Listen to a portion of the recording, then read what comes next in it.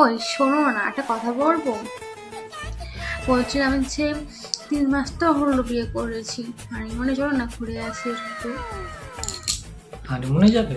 কোথায় যাবে হানিমুনে?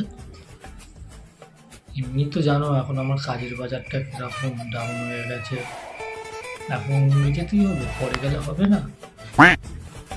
যখনই শুনি তখনই পর। দীঘা আছে, আশেপাশে কত জায়গা আছে কম বাজারের, সেখানে চলো।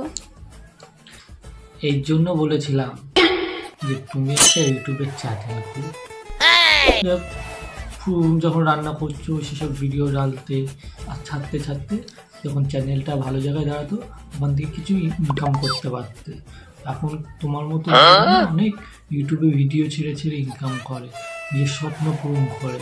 তুমি তো মানে ইনস্টাগ্রামে করতে পারবা, কিন্তু ইউটিউবে তুমি করতে পারবে না, তোমার লজ্জা লাগে। হ্যাঁ, আবার তাহলে বলছো কেন? এখন যেরকম আমার কাজের বাজার ডাউন, এখন তোমার কাছে যদি কিছু টাকা সেভিংস রাখতে হলে তুমি সেই টাকা দিয়ে ঘুরে আসতে পারতে, তাহলে আমি পরে এসে সেই টাকাটা তোমাকে দিয়ে দিতাম।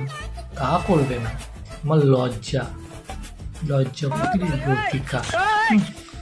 এরকম থাকো, এখন আমি কোথাও যেতে পারবো না।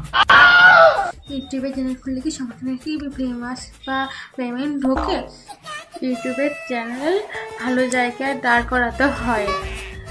মেন কথা বলো না, তুমি নিয়ে যাবে না, রাতে বারে খেতে আসবে না, দিলাম ভালো করে।